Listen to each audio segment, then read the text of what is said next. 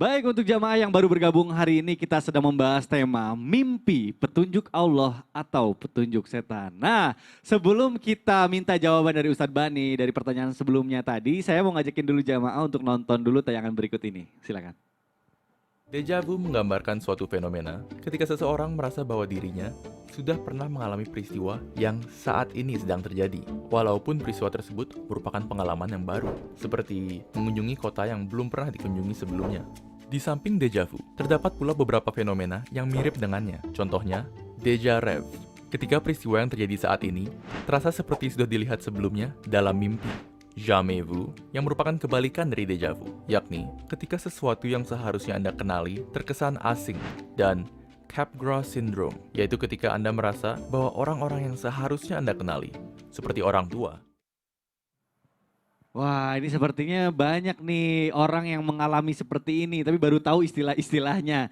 Nah, ini berkaitan juga nih dengan tadi pertanyaan saya nih Ustadz Bani Afwan nih. Ya.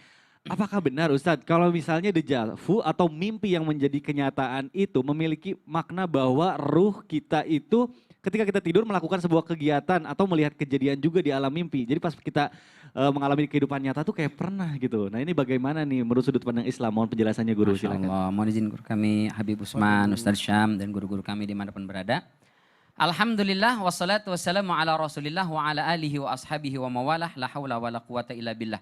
Tadi sudah disinggung oleh guru kita Ustadz Syam.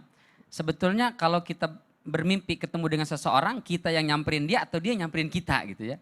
Dan sudah disinggung tadi, diantaranya adalah Allah Subhanahu wa ta'ala berfirman dalam surat Az-Zumar ayat 42. Ba'da a'udzubillahi minasyaitonir rajim. Allahu yatawaffal anfus hina mautiha wallati lam tamut fi manamiha.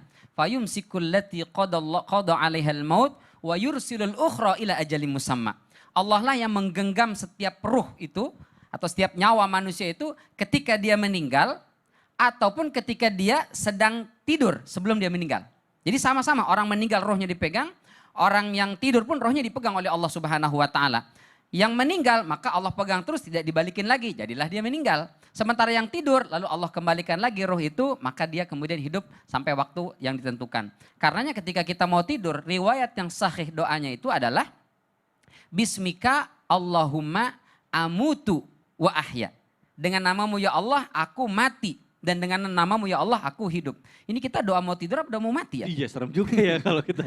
Karena memang kata para ulama tidur adalah al-mautus sughra, Al-mautus kematian sughra. kecil. Jadi Allah pegang rohnya itu. Maka Syekh Abdurrahman As-Sa'di dalam Taisirul Karimir Rahman fi Kalimil Mannan menjelaskan ayat ini menjadi dalil bahwasanya roh kita itu ketika tidur itu bisa saja bertemu dengan roh-roh yang lain. Bisa saja Allah pertemukan dengan roh yang bahkan orang yang sudah mati. Sehingga tadi misalnya, mungkin gak sih ketemu dengan orang yang sudah meninggal? Kata Syekh Abdurrahman As-Sa'di, mungkin saja. Karena Allah pegang dua-duanya. Yang meninggal Allah pegang, yang mati pun Allah pegang. Kata Ustaz Syam tadi, terserah Allah mau dikemanakan kan? Mau ketemu dengan siapa, di mana itu terserah Allah Subhanahu wa taala. Ini sesuai dengan pendapat Sa'id bin Jubair radhiyallahu an, sebagaimana dikutip oleh Al-Mawardi, bahwa ketika Allah Subhanahu wa taala pegang roh kita ketika tidur itu, Allah akan bawa kemana-mana gitu. Allah kasih lihat sini dan seterusnya. Tapi kata Ali radhiyallahu an, di situ pula karena kita masuk ke alam metafisik, kemungkinan jin akan masuk. Karena jin berada dalam alam metafisik atau syaitan. Maka kata Ali radhiyallahu an, itu ketika Allah Subhanahu wa taala hendak menurunkan roh kita itu kan wa yursilul ukhra, mengembalikan rohnya kepada orang yang tidur tadi kemudian hidup lagi. Sebelum diturunkan, kalau dia masih posisinya di langit tadi itu, maka itu adalah ru'ya salihah. Itu adalah mimpi yang benar. Tapi kalau sudah dia ke bumi, melekat dengan jasad atau sebelum diangkat tadi masih melekat dengan jasad sebelum dia terbangun, itu adalah dari syaitan. Maka betul kata Habib tadi, dia itu mimpi yang benar itu asdaqur ru'yatul ashar. Kata Rasulullah, mimpi yang paling mendekati kebenaran itu adalah ketika mimpi di waktu sahur. Kenapa? Karena itu Allah sedang mau mengembalikan ruh lagi ke dalam jasad kita.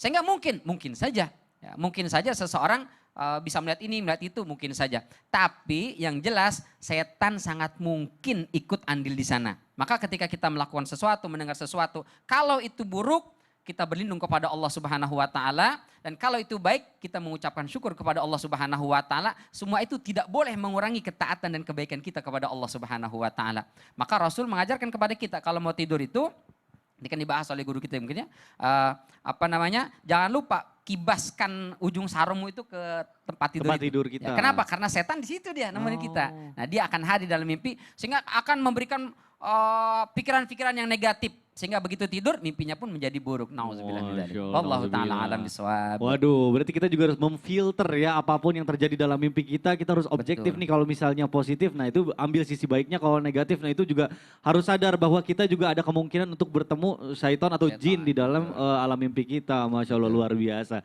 Baik jamaah,